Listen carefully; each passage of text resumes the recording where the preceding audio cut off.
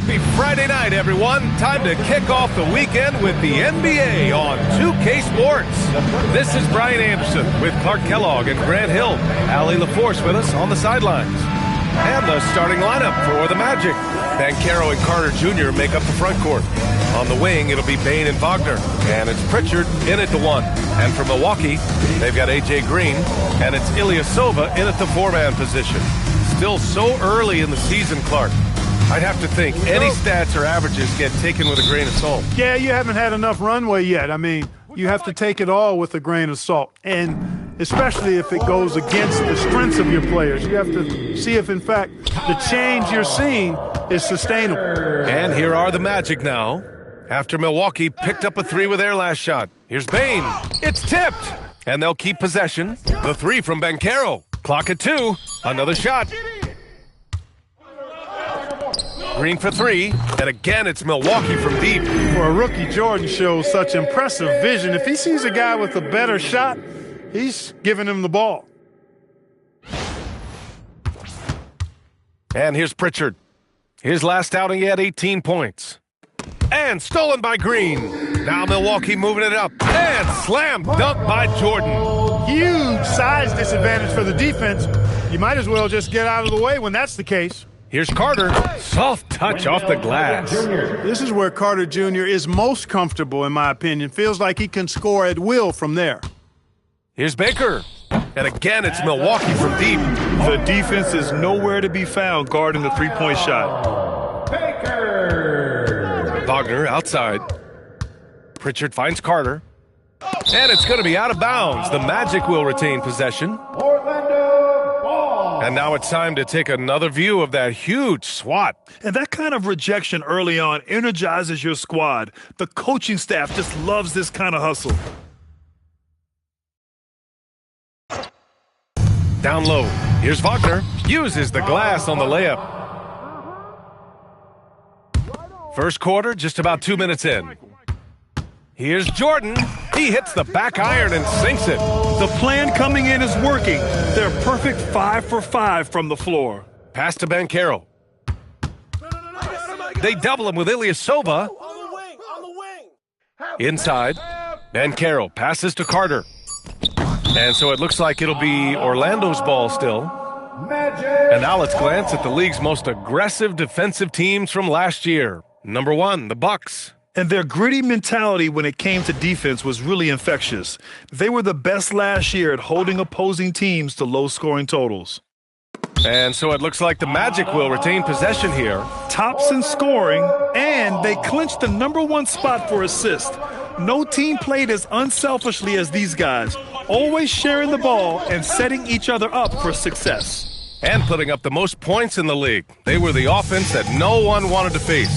And whether it's the defensive effort or just bad offense, they're holding their opponent to a very low field goal percentage. Bottom line is, they're ahead on the scoreboard, and that's all that matters. And so now a timeout called by Jamal Mosley. I think right now he might be looking at some adjustments. All right, Bucks fans, here comes your Bucks breaker crew.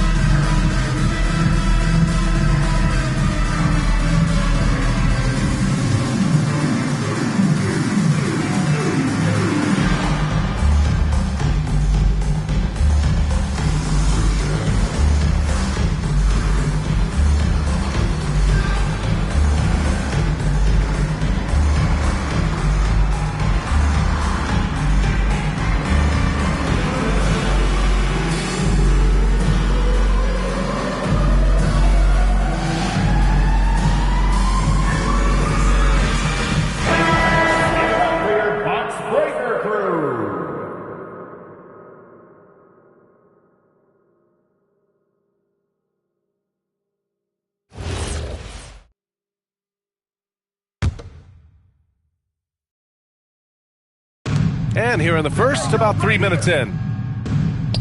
Orlando moving the ball around. They double him with Ilyasova. 6 on the shot clock. Here's Wagner. Here's Carter. Baker grabs the board. That's a decent look for him. He just couldn't convert. All right, Clark, let me ask you this. What can other big men learn from Wendell Carter Jr.? I like his steadiness. He's shown a maturity since he's been in the league. He doesn't seem to get too high or low emotionally. You need fire and competitiveness and physicality to play down low, but you still have to control yourself, and I think he does a good job of that. Wagner finds Banchero. They double him with Ilyasova. Three-pointer Pritchard. The rebound by the Bucks. Coming into this, having notched a win against San Antonio in their last game. And as a rule of thumb, the road can really test your team's depth. But they all stepped up and collectively produced a lot of points. And, you know, the guys on the bench have great confidence in themselves. And when their name was called, they were ready to compete and contribute. Pritchard gets it to go. And what I like about Bane, he sees the floor well, and he's so unselfish. Knocks it down from distance. And they've got the D reeling. A full three-point attack right off the tip. When that happens, you simply just hope they start cooling off. Now here's Banchero. In the game against New York, very impressive. He was wide open. That miss clearly on him. Beyond the arc, Baker gets the bucket. Baker's got 9 points. Man, they're having a hard time defending the triple. That's 3 in a row. I think they're playing too soft on the perimeter. They can't stay so soft. They've got to get up into the shooters here. And we're going to have a jump ball. It'll be a jump ball.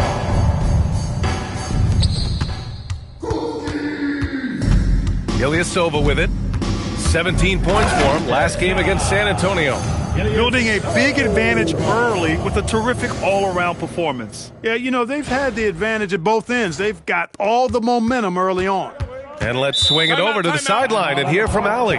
Well, I had a chance to talk with head coach Doc Rivers. The talented Paolo Banchero came up early in the conversation, and he told me Paolo is basically a 6'10" point forward. That presents matchup issues. We'll have to put our best wing defender on him, and even he will need some help. Banchero has incredible skills for his size. That is what makes him so good. Brian? Thank you for that, Allie.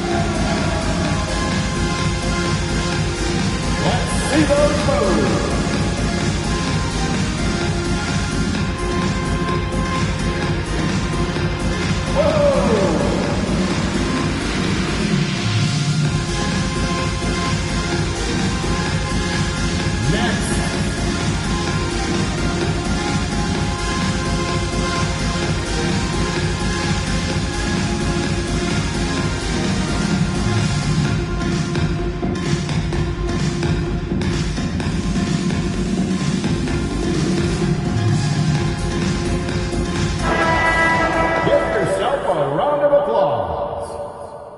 In for the Magic, number 9, Tommy Sloan.